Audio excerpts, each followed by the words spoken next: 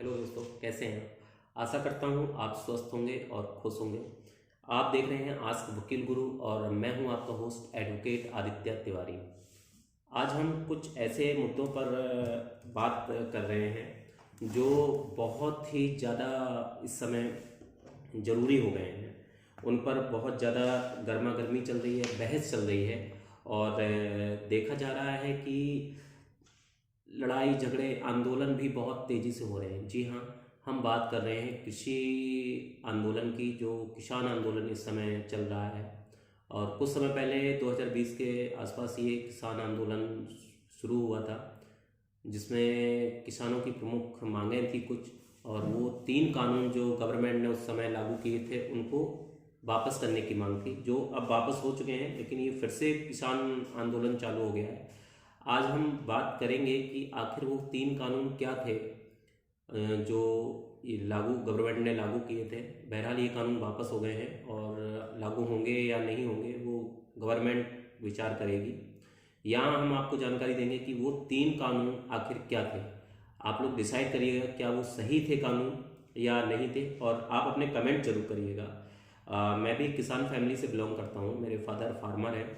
और मैं आप लोगों से ये जानना चाहता हूँ कि क्या मतलब वास्तव में सिर्फ एक किसान आंदोलन सही है या एक ये राजनीतिक स्टंट होता है। क्योंकि कुछ जगह पर जिस तरह सुरक्षा एजेंसियों के ऊपर, पुलिस वालों के ऊपर पथराव किए गए हैं, ये बहुत ही शर्मनाक है। किसान आंदोलन, और कुछ जगह तो कुछ किसानों को भी बहुत सारी मुसीबतों का सामना करना पड़ रहा है। कुछ छोटे ऐसे किसान हैं जो ये जहाँ पर ये आंदोलन चल रहे हैं उस जगह से अपनी वो फसल लेकर जा रहे थे या सब्जियां वगैरह जो बेचने के लिए जा रहे थे, उन्हें वहाँ से जाने नहीं दिया गया, रोक दिया गया। क्या वो किसान नहीं थे? क्या वो छोटे किसान थे, या इसलिए सिर्फ रोक दिया गया क्योंकि वो आपके साथ शामिल नहीं थे, वो अपनी रोजी रोटी कमाने के लिए जा रहे थे, उनको रोक दिया गया। खैर, ये कानून का विषय है, लेकिन मैं गुजारिश करूंगा कि सुरक्षा एजेंसियों के ऊपर पथराव ना करें। वो भी किसी किसान के ही बेटे होते हैं और यहाँ पर वो आपकी सुरक्षा के लिए ही होते हैं।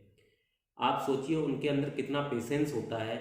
उनके पास एक ऑटोमेटिक मशीन गन होती है और हथियार होते हैं, बहुत सारा पावर भी उनके पास होता है कि वो आप पर फायरिंग कर सकते हैं अगर उनमें कोई ऐसी स्थिति दिखती है कि उनकी जान को खतरा है।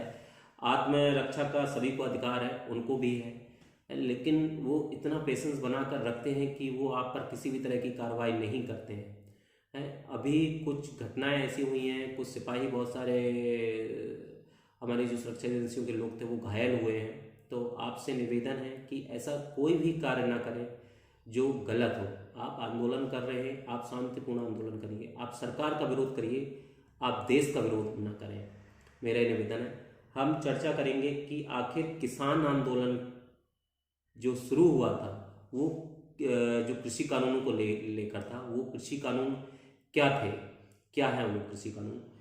मैं पढ़ के मैं बता रहा हूँ। मैं ये इसलिए कर रहा हूँ कि आप लोगों को पूर्णतः भरोसा हो कि मैं कोई भी बात अपने हिसाब से नहीं बोल रहा हूँ। आप इसको सर्च भी कर सकते हैं गूगल में जाके, या आप डाउनलोड इसका आप पीडीएफ भी डाउनलोड कर सकते हैं, या किसी भी तरह की बुक लेकर आप ये जान सकते हैं कि ये किसान आंदोलन जो हुआ था वो कौन से ऐसे कृषि कानून थे जो लागू हुए थे। मैं आपको बता दूं, जो हमारा पहला कृषि कानून है, जो पहला हमारा कृषि कानून है वो था कृषि उत्पादन, व्यापार और वाणिज्यिक यानी संवर्धन और सुविधा विधेयक 2020 लागू हुआ था। कृषि उत्पादन, व्यापार और वाणिज्य विधेयक 2020, इसके अनुसार किसान को मनचाही जगह पर अपनी फसल बेचने का अधिकार था। यानी कि एक राज्य से दूसरे राज्य में भी वो बिना किसी समस्या के अपनी फसल ले जा सकता था और बिना अवरोध के अपनी फसल बेच सकता था। किसी भी लाइसेंस धारक व्यापारी को किसान उस अपनी परस्पर सहमति से, यानी कि अगर दोनों के भाव में सहमति है तो वो किसान बेच सकता था। दूसरी बात, इसमें राज्य सरकारों द्वारा लगाए गए मंडी कर से मुक्त किया गया था। इनको ध्यान रखिएगा, ये राज्य सरकारों के द्वारा जो मंडी कर लगाया गया था, इस कानून के तहत उन फसलों को उस कर से मुक्त रखा गया था, यानी उस पर वो मंडी कर, जो मंडी टैक्स था, वो उस पर नहीं लागू किया गया था। अगर ये कानून लागू हो जाता तो उन पर वो टैक्स नहीं लगता। हमारा दूसरा कृषि कानून जो था वो था किसान मूल्य आश्वासन और कृषि सेवा अधिनियम 2020। सशक्तिकरण और संरक्षण इसको बोला गया था, सशक्तिकरण और संरक्षण। जो कानून का नाम था वो था किसान मूल्य आश्वासन कृषि सेवा अधिनियम 2020। ये कानून किसानों को अनुबंध खेती करने और अपनी उपज का स्वतंत्र रूप से विपणन, यानी लाना, ले जाना या बेचना, वो जिसको चाहते हैं बेचना, इसकी अनुमति देता है। अब इसमें बहुत सारे अपनी उपज को स्वतंत्र रूप से, मैं आपको बता दूं, यहाँ था किसान अनुबंध खेती भी कर सकते थे। अनुबंध खेती मतलब किसी से कॉन्ट्रैक्ट बेस्ड खेती, कोई कंपनी या किसी तरह की ऐसी कोई खेती अगर करवाना चाहता है तो कॉन्ट्रैक्ट बेस्ड खेती कर सकते थे।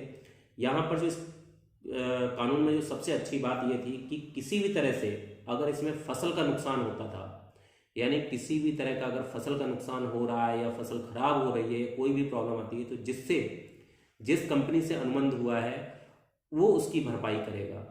ये इस कानून में स्पष्ट तौर पर था कि अगर किसान ने किसी से अनुबंध किया है और उसकी फसल खराब हो जाती है तो उसकी भरपाई वो कंपनी करेगी या वो व्यक्ति करेगा जिससे अनुबंध किया गया है फसल का।